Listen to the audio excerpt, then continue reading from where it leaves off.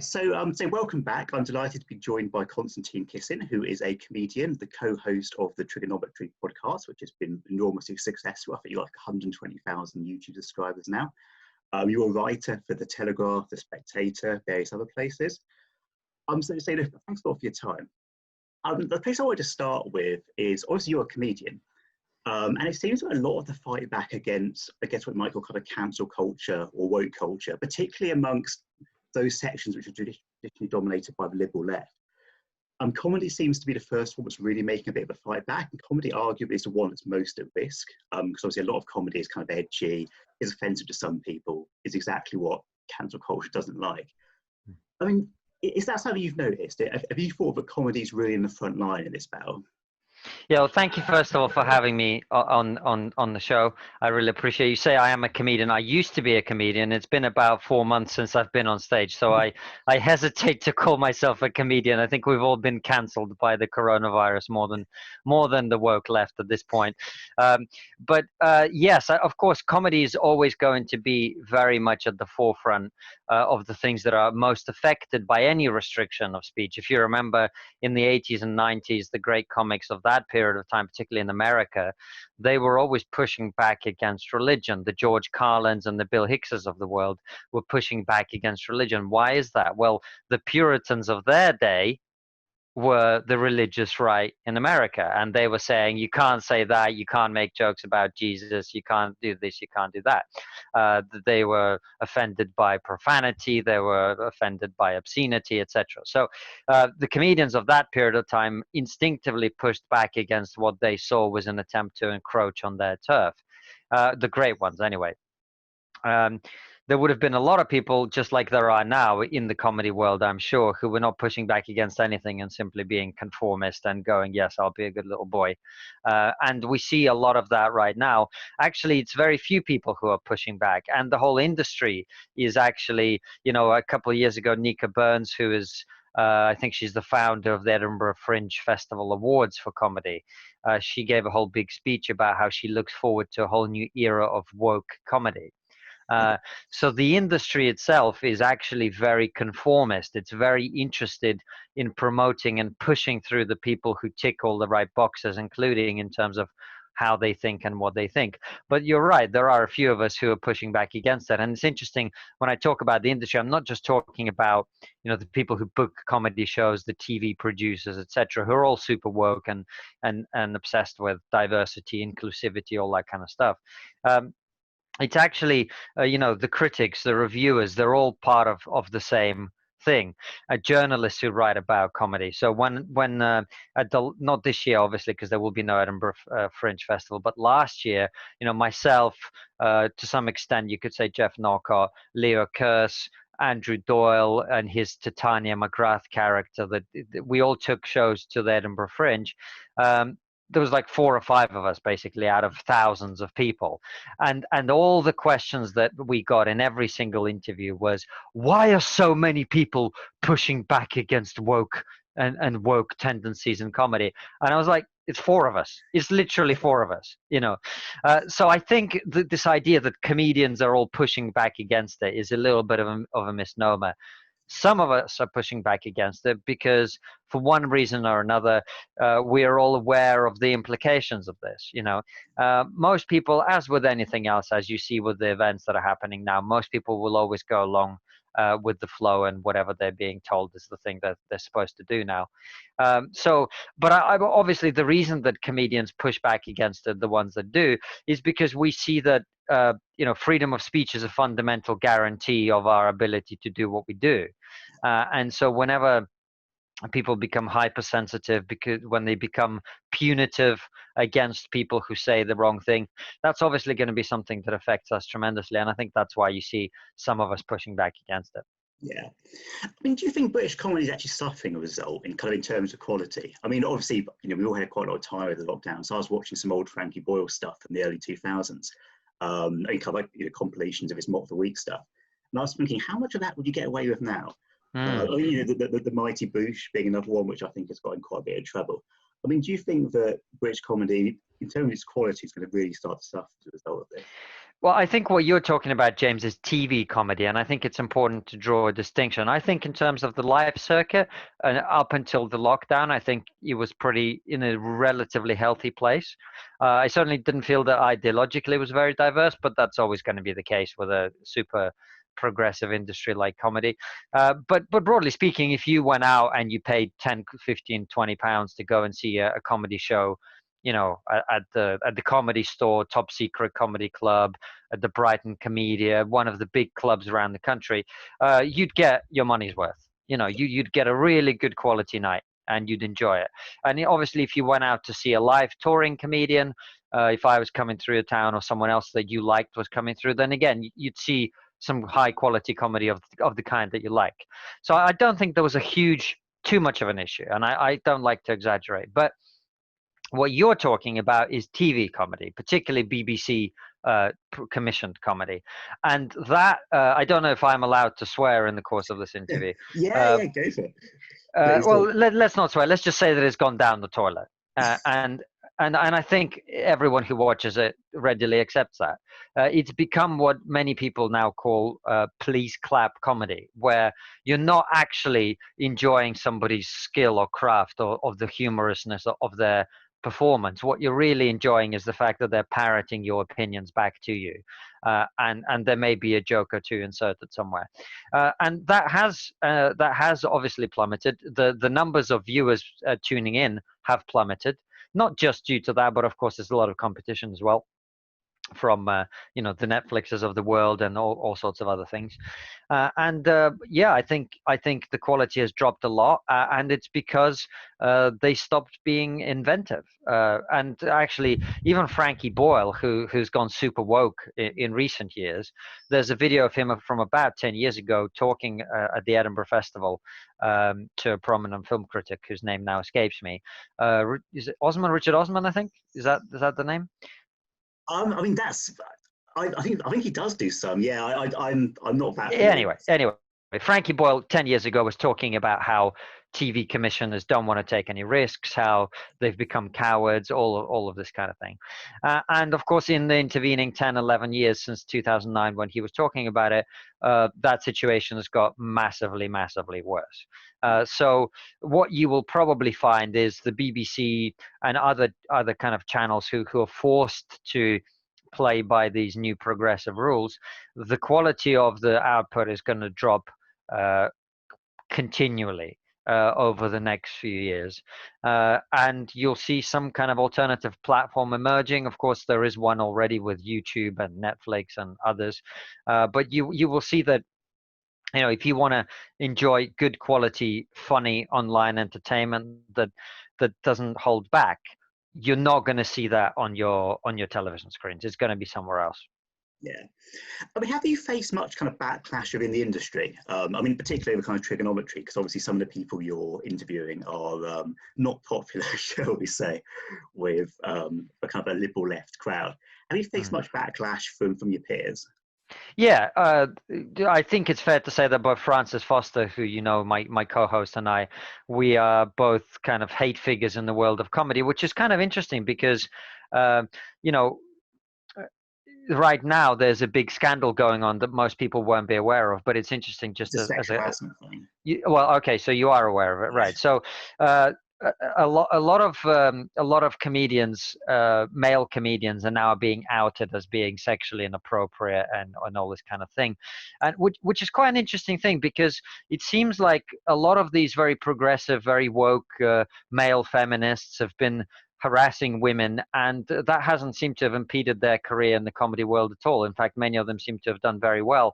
Whereas if you have the wrong opinion, or even are prepared to talk to someone who has the wrong opinion, that will affect your career quite significantly. And that has happened to us. We've both lost a lot of friends in the comedy world.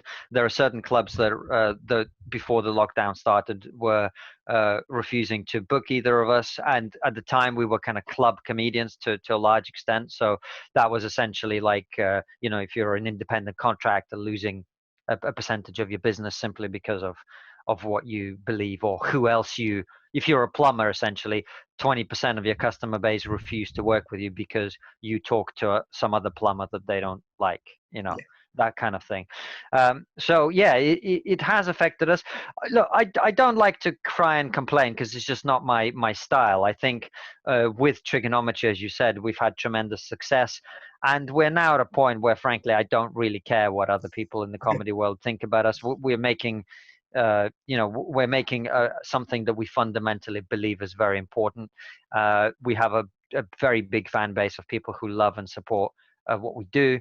We make a full-time living from it now, and that will only continue to grow as people become aware of the show and continue to support us, because we're doing something that people really are desperate for. They crave at the moment.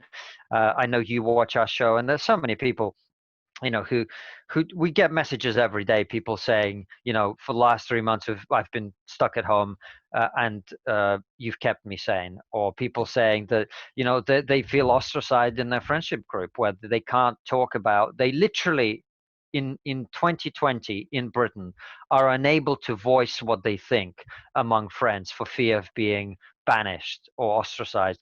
Many people, of course, are afraid to speak their mind at work. And again, just to be clear, for anyone who's not familiar with what we're talking about, I'm not talking about this guy thinks that black people are inferior and the poor sod can't talk about it at work. We're talking about very common, very sensible mainstream opinions. Some people fear that if they were to say that, for example, they voted Brexit, that was a big thing for a while. If you voted Brexit, you're evil.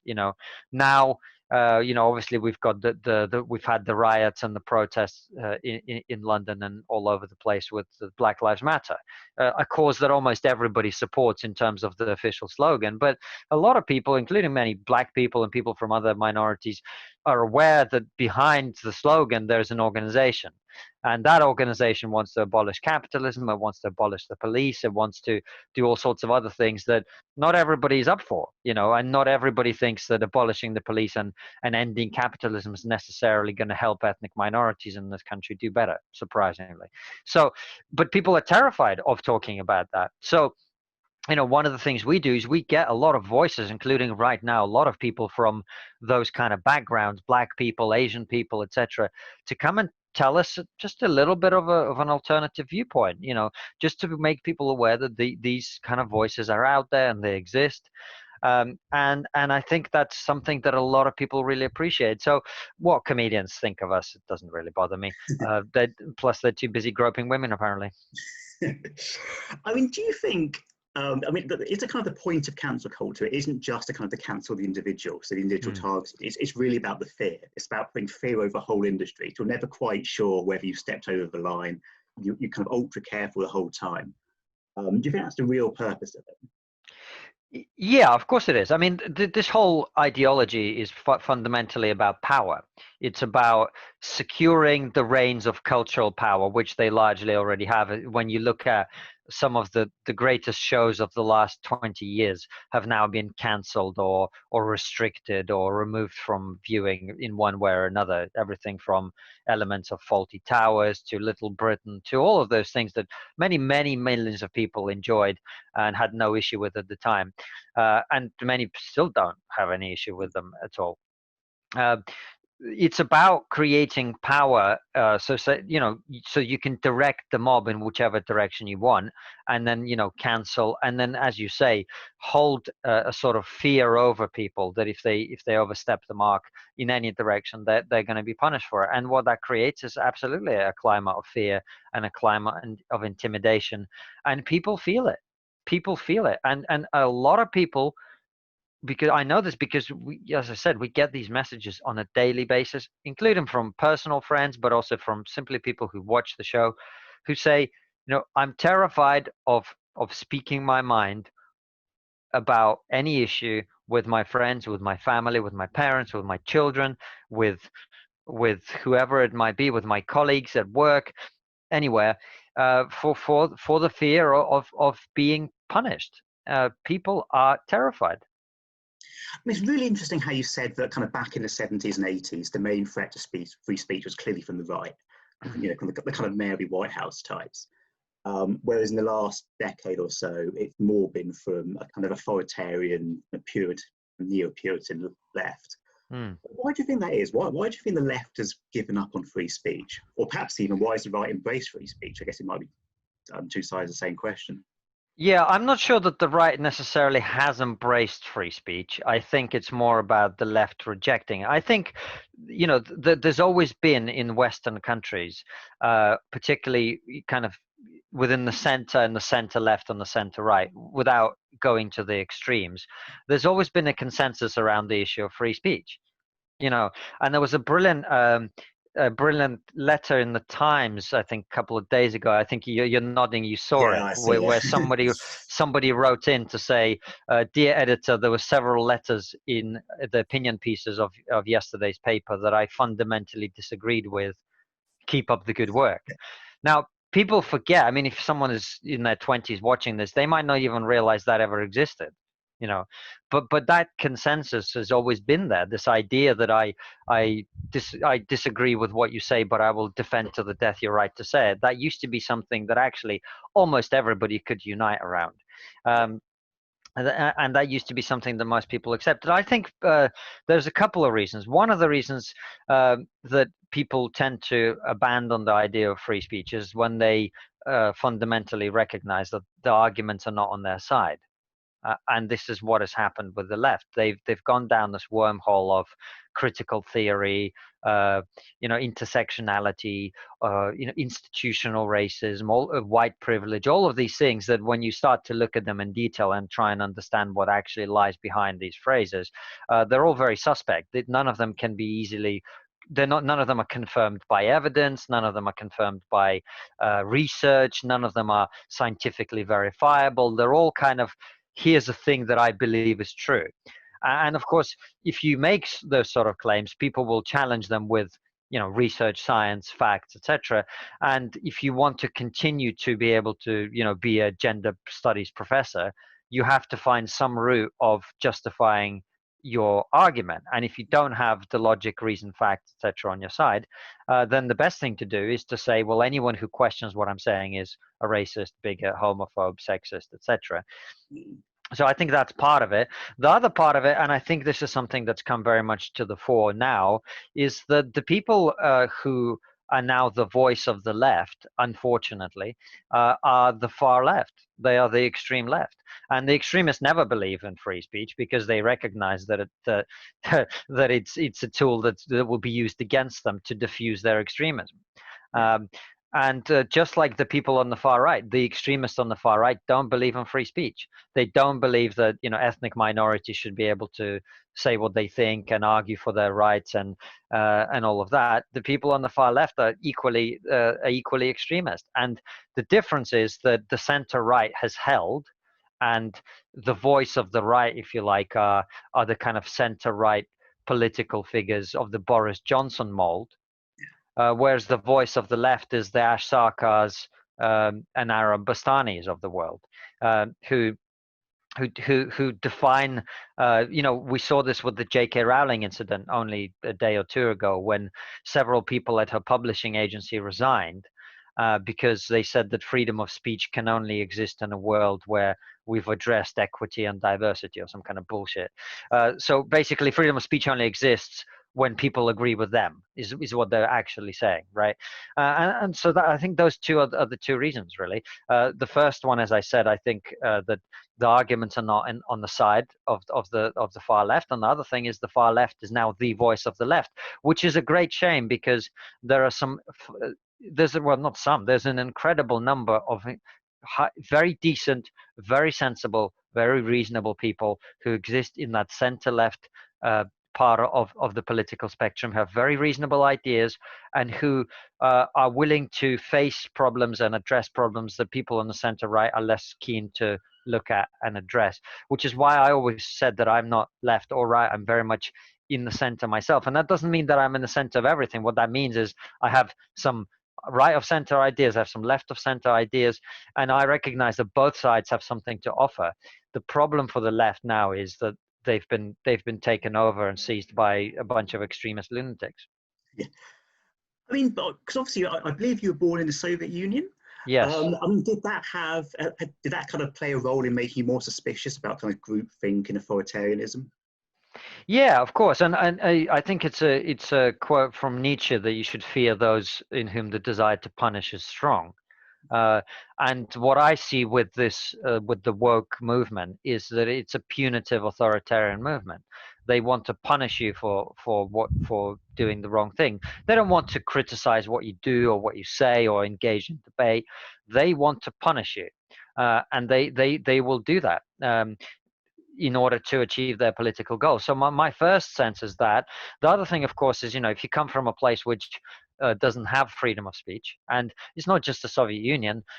After the Soviet Union collapsed, there was a couple of years under Boris Yeltsin where there was a bit of an opening up and a liberalization. But the moment Vladimir Putin came in, all the screws got tightened again, and there is no free speech in Russia to this day. So when you've lived through that, and when your family is still living through that, and when people feel like they can't say what they think, you value the opportunity to do that. And I see that a lot of the things that are happening in British society and more broadly around the West are an attempt to destroy what I see as the founding principle of Western civilization. And my parents did everything they could to get me to Britain, to give me an education in this country. Neither of them came over here themselves. They used all the money that they managed to earn to send me to boarding school, and essentially condemned themselves to a life of relative poverty after that, just to get me here. And I'm not prepared to sit quietly in a corner while a bunch of 18-year-olds with pink hair tear down the principles of Western civilization that my parents were so passionate about giving me a chance to participate in. One thing I thought would be quite interesting to ask you about is I believe you're Jewish. So obviously there's been a lot of debates recently, particularly about the Labour Party and anti-Semitism. And I was interviewing. This is all on the record, so I'm not breaking any confidence. I was interviewing Rachel Riley a few months back. It was shortly before the election, and she said that there are so many progressive comedians out there who, any suggestion of any kind of racism other than anti-Semitism will go, absolutely nothing to do. They'll fight it. They'll totally resist it. But they got this blind spot on anti-Semitism. Yeah, I don't think it's just comedians, to be honest with you, James. My impression from doing material about this, and look, I am Russian and I'm British and I'm Jewish, and I've never really particularly cared much about thrusting that identity forward as like, oh, I'm ethnically this, therefore, you must all, I must spend my life talking about it. I come from a Jewish background. I have a Jewish surname. I am not practicing Jewish. A lot of people in my family are practicing Christians. So for me, it's an ethnic part of my identity. There'll be some obviously genetic things to do with that. I'm very good with money, things like that. But generally speaking, I'm joking, of course, but you know what I mean. Like there is no escaping that your genetics shape some of who you are, and also your upbringing and stuff like that. But I try not to dwell on it all that much. I don't think we should view ourselves through the prism of our genetic identity or ethnic identity. I think we're individuals, we're human beings, and I'm much more interested in you, James, and you as a person and what you think and what you believe than the fact that you're a white man. I don't care about that. That doesn't interest me. And equally, I don't think it should interest people all that much that I'm a Jewish man or a Russian man or an immigrant or whatever. Those are not really things that I find particularly interesting. But yes, in terms of your question about anti-Semitism, I don't think it's just comedians. I certainly agree with you, but I don't think it's just comedians. What I found as I was doing material about anti-Semitism and the Labour Party, as of course I would do, there's a double standard, and maybe it's to do with what people perceive as the power dynamics. The Labour Party is not in power, the Conservatives are in power. So if you make jokes about Boris Johnson or Theresa May dancing or whatever, people lap that up. But if you make jokes about Jeremy Corbyn, there's a bit of a feeling like you're punching down, you're attacking a vulnerable group or something.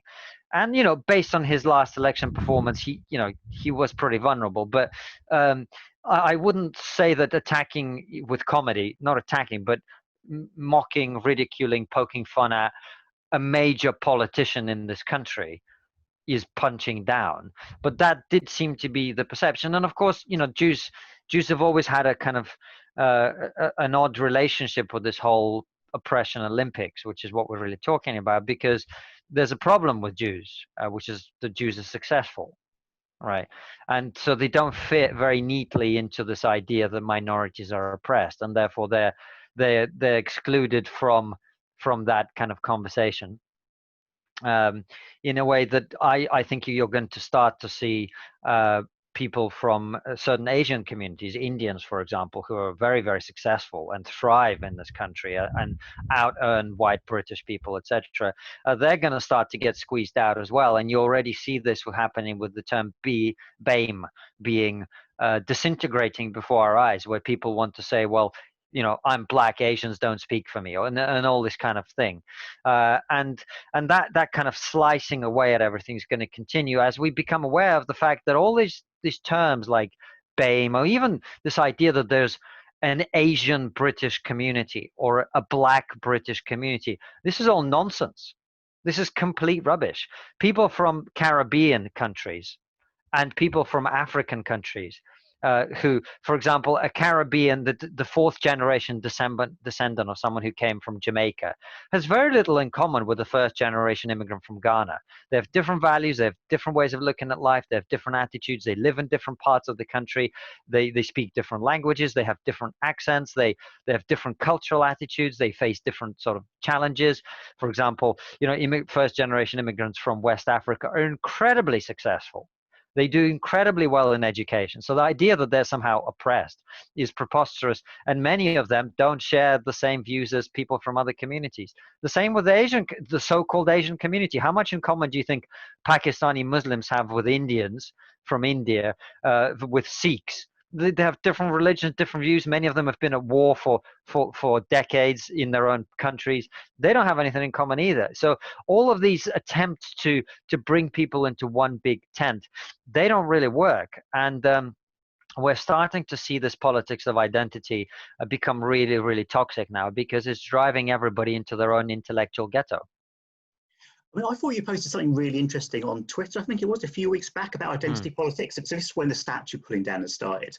And I think what you basically said was you kind of predicted what's going to happen next. So, we're going to see more statues get pulled down. The authorities won't do very much about it. And then you'll see kind of vigilante groups, some of which will have ties to the far right, will come protect these statues, and the situation will just escalate. And that's pretty much spot on what happened. I mean, also, I think it was a couple of weeks ago, there was the quite violent riot in central London when sort of football firms and far right groups gathered to protect statues.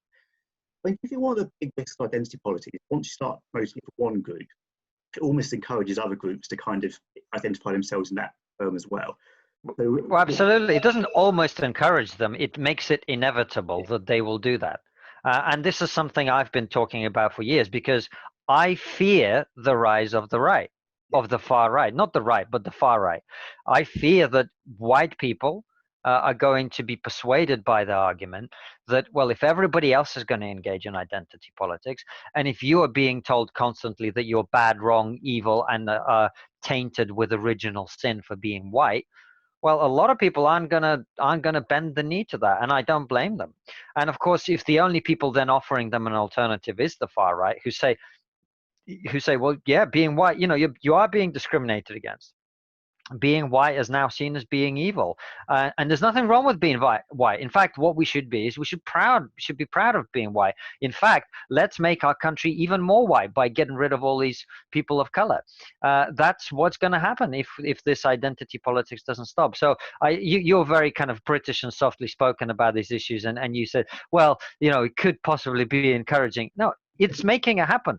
It's making it inevitable, which is one of the reasons I've been opposing it so vehemently, because anyone who has any understanding of these social dynamics, or anyone who's read a history book, sees it coming. Yeah.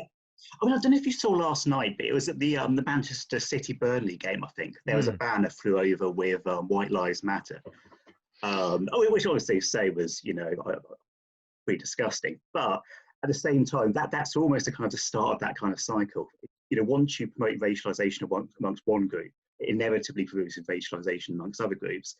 And obviously, whites being the majority, it's probably more dangerous if it happens to white people than other groups. Right. I mean, you can oppress a group of people for a period of time or make them feel like second-class citizens, Yeah. uh, and you can do it for some time if they are the minority. Yeah. But if the majority start to feel like they're being attacked and they're being discriminated against, and importantly, you come back to the statues.